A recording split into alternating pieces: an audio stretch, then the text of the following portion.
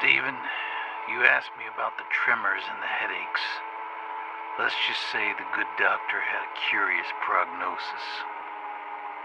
And another thing.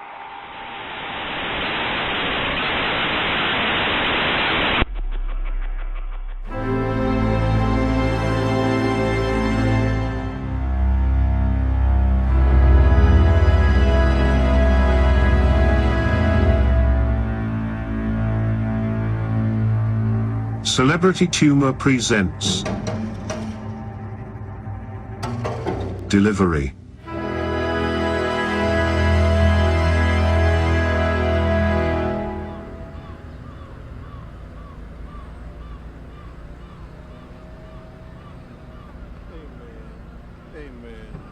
Amen. What's your name?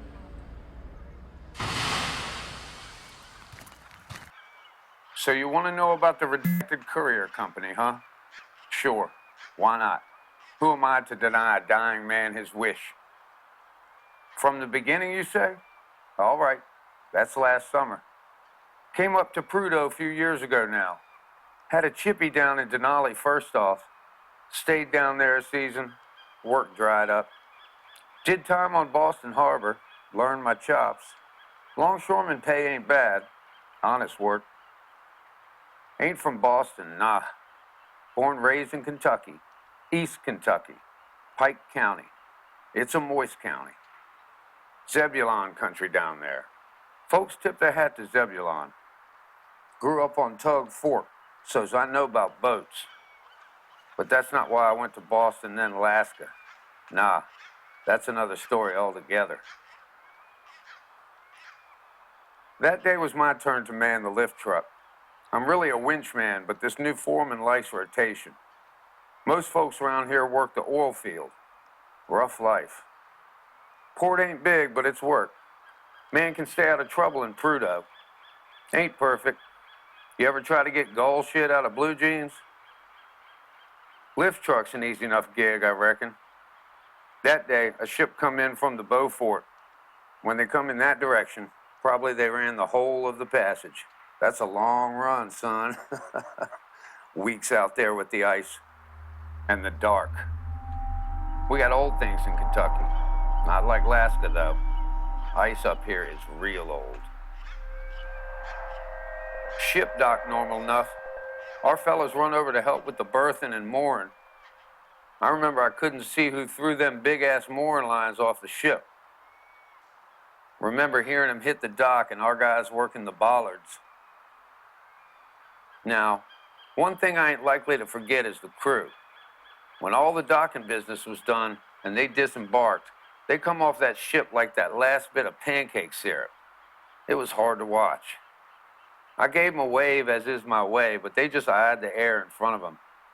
I ain't one to get sand in it on account of their demeanor or nothing. Northwest Passage does weird things to these boys. I seen it. But these fellas were different.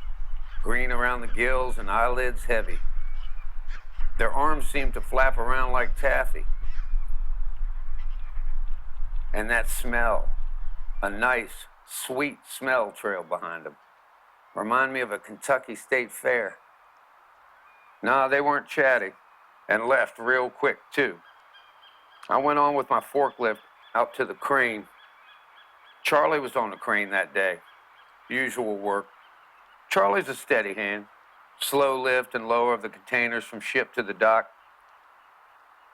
A thing I recall being kindly off was the second to last box. Now, you got to understand, it's been a while now. It's fuzzy. But I swear to the good Lord above, that box had steam coming off it. And not your usual steam. This stuff curled off the corners slowly. Was thick. Looked like tails or tentacles swaying in undertow. Looked alive. When it came time for me to get that sucker with the lift, I was still entranced. Couldn't stop watching it. Driving it to the chassis. Big Jim was hanging out that side of the terminal. Won't his time to drive the truck, but he was leaning against it. Shit-eating grin. Told me Charlie got real sick and I'd have to drive that sumbitch. There's worse things, but I wasn't jazzed. Big Jim talked a lot. Told me he overheard the ship agent and the customs fella arguing about the bill of landing and certificate of origin. Told me they was hollering something fierce. Well, I took off in the chassis truck and left Jim laughing to himself. Got to driving the short haul down to the warehouse. I'd had plenty of coffee that day, but damned if I won't drifting off. After the terminal was well dusty in the rear view, started to feel like I was on them pills the docs back in Kentucky gave me. Real heavy and comfortable. Kept veering off the road. After that drive, I was more than a piddly shaken. Prudhoe's small. Warehouse is pretty empty most days. I got the box inside, but I couldn't get myself out. Had to get a peek. Could feel the heat of the container. Real strong now. Container was pretty old, too, you know? Rusty and shit. Saw their logo on it, though. Thought you should know that. Felt like the whole warehouse was warm after just a few seconds of standing there. I just stood there like a whore on Sunday. Ain't usual to find yourself sweating in Alaska, but there I was, in church. Slipped my hand up under the lockbox and found a CISA type 285-66. That's typical. Charlie always forgets to lock the office in there, so I knew I could find the key. Only took a few minutes till I found the CTO and padlock key. Something caught my eye on the CTO, though. The port of origin was indecipherable, and the description of contents read core samples. I mean, it was like somebody wrote that port name with a big-ass grease pencil, erased it quickly, and wrote something else about 50 times. Ain't nothing particularly interesting about core samples, I reckon, but couldn't imagine what the hell was making that heat. Popped the lock and opened her up. Now, you're gonna think I'm spinning one here, but what was inside was something else. First off, it won't all tore up like on the outside. Real high cotton insulation. Don't know what it were made of, if I'm honest. Real smooth, though. Secondly, that damn fog was in there curling around them. The canisters. I mean, that's what they look like anyway. Some black material as the inside. Little rectangle windows on top says they look like a welder's mask. And all that ozone smell, like a public pool.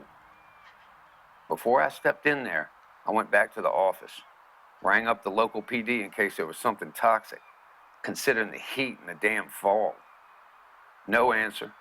Lucy probably deep in her cuffs again. Passed out, maybe.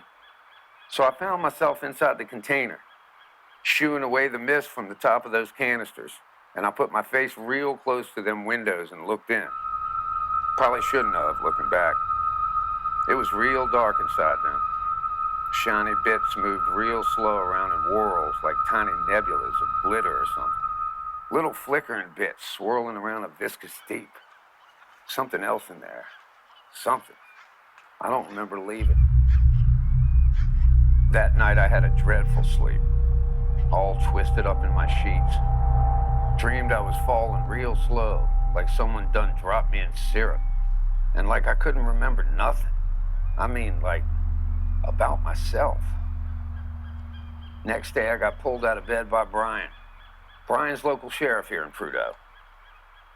So they got questions about the warehouse. I said, hell, I called y'all first. They dragged me back down to the warehouse. In the cruiser, my bones hurt, and I saw my thumbnail had gone goofy. When we pull up, I about shit myself looking at the front.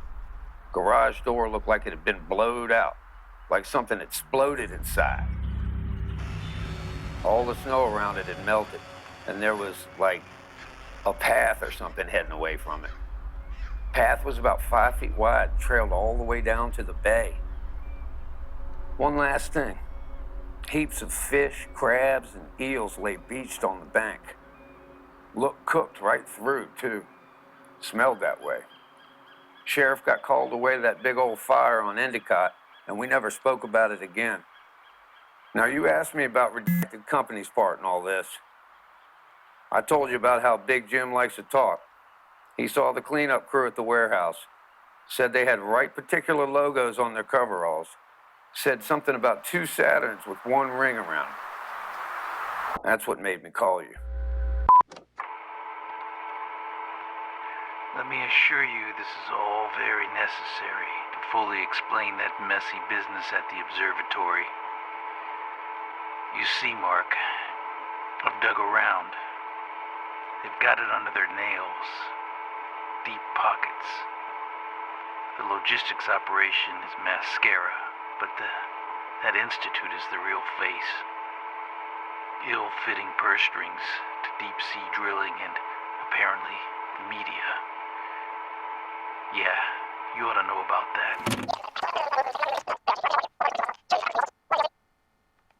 Institute File Number 673. New Disease Arena. Alexithymia is a personality impairment characterized by the subclinical inability to interpret emotions experienced by oneself. The number you have dialed cannot be reached. Please try again later. Stephen, as promised, I went up to Vancouver. To the Burnaby site. It's exactly as you described it. Man, I've never seen an entire structure that seemed melted. My God, Stephen, they're still cleaning it up. How long has it been since the incident?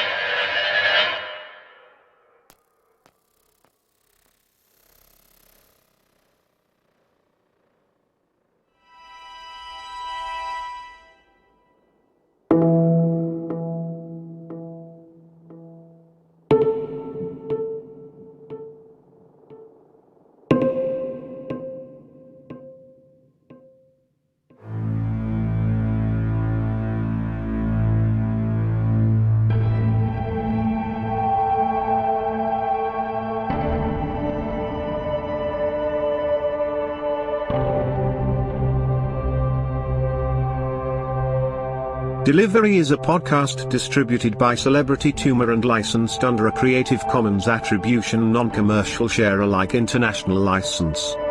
For information pertaining to the episodes, cast list and attributions, please visit deliverypodcast.com.